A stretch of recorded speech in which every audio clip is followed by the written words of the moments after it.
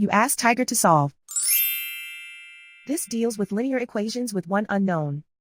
The final result is v equals -121. Let's solve it step by step. Swap sides. Group all constants on the right side of the equation. Subtract 121 from both sides. Group like terms.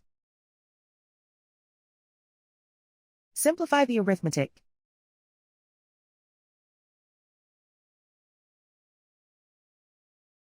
Convert the v into a positive number.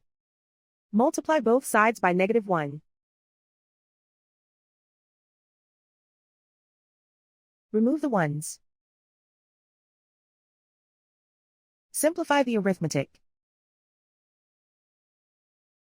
And so the final result is v equals -121.